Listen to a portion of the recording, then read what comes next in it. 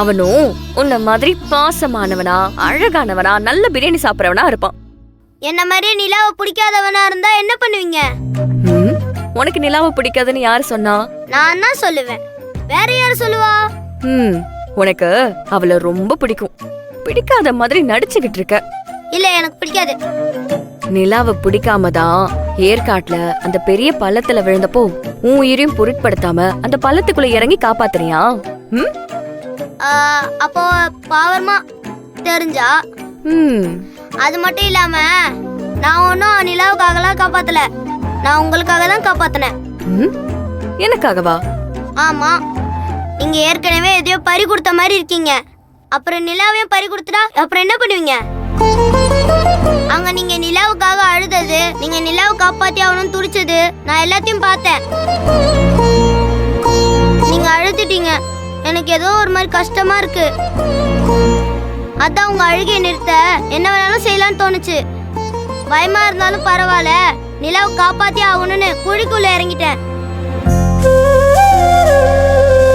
மறுபடியும் முகத்தை டல்லா வச்சுக்காதீங்க. நீங்க சிரிச்சா மட்டும்தான் அழகா இருப்பீங்க, அழுதா அழகா இருக்க மாட்டீங்க. இப்பதான் உங்க பையன் கிடைக்க போறால, இனி நீங்க எப்பவுமே அழக்கூடாது.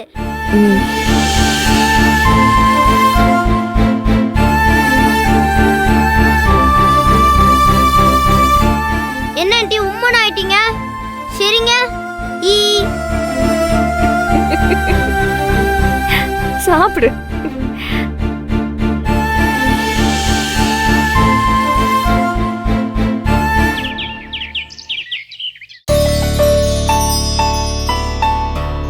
பசிக்குது.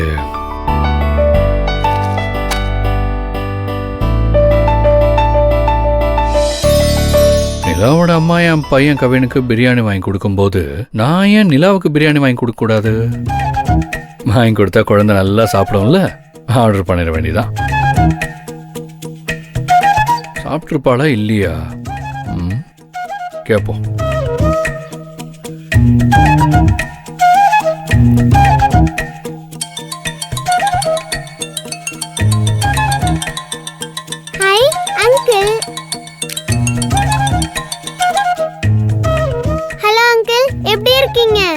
நான் நல்லா இருக்கேன் நிலா, நீ எப்படி இருக்க? நானும் ரொம்ப நல்லா இருக்கேன் அங்கிள். Very good. சரி, மத்தியானம் லஞ்ச் சாப்பிட்டியா?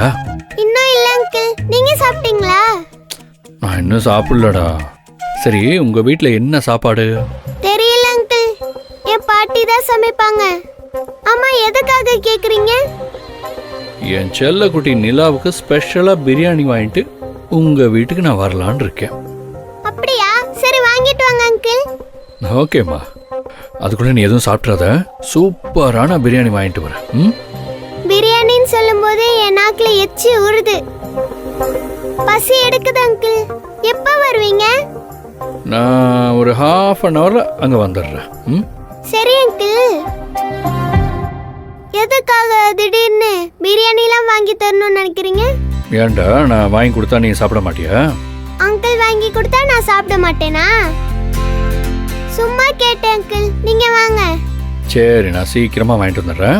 நீ உன் பாட்டிக்கிட்டே சொல்லிடு, நான் வர்றது தெரியாம அவங்க சமைக்க போறாங்க. நான் அவங்களுக்கும் சேர்த்து வாங்கிட்டு வந்துடுறேன். ஓகே அங்கிள், பாய்.